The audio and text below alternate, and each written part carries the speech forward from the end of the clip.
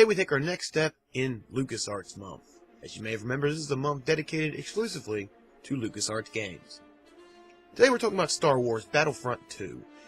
Now, I would consider this one of the first in the third-person army shooters that we've seen at least 100 of at this point. Honestly, I find it fun, just as fun today as I did yesterday. But let's see how it holds up. Let's get things started with the gameplay.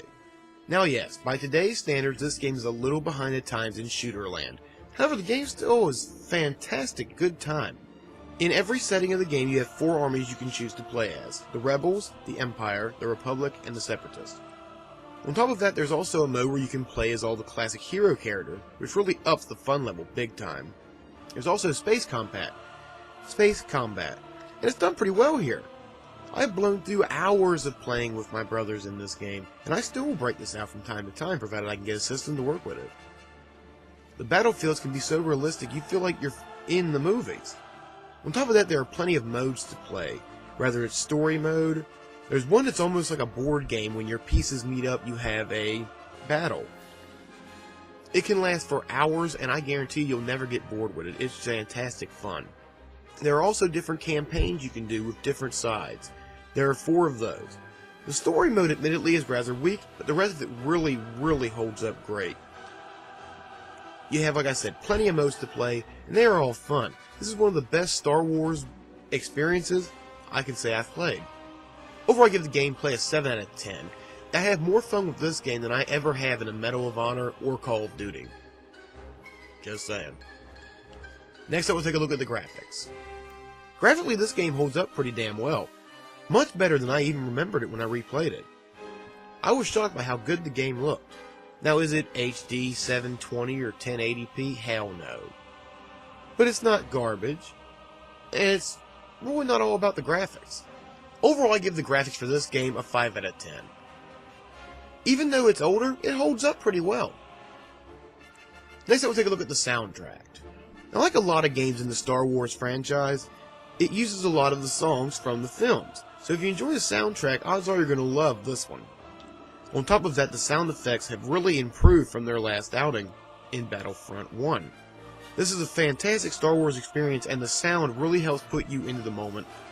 Overall, I give the sound for this game a 9 out of 10. It is damn near perfect, and it really gets you into the moment, and I can't stress that enough. If you're a Star Wars fan, you need this game.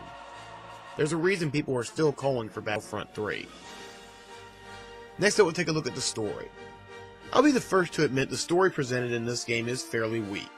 You play as the 501st unit of stormtroopers, beginning at the 3rd film and working all your way up to the 4th. Honestly, it's passable, and that's about all I can say.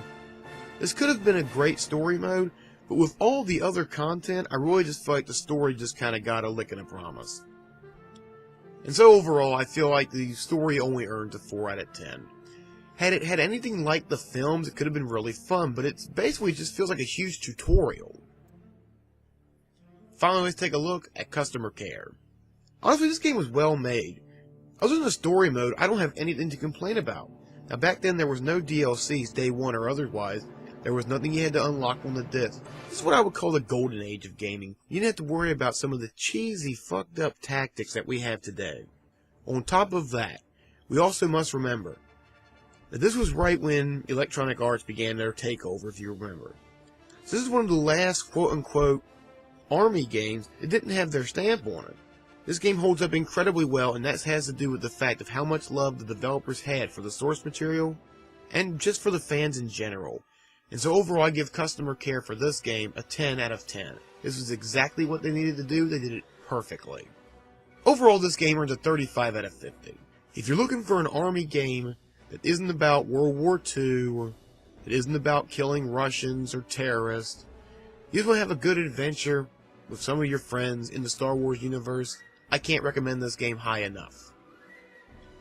That's it for this review.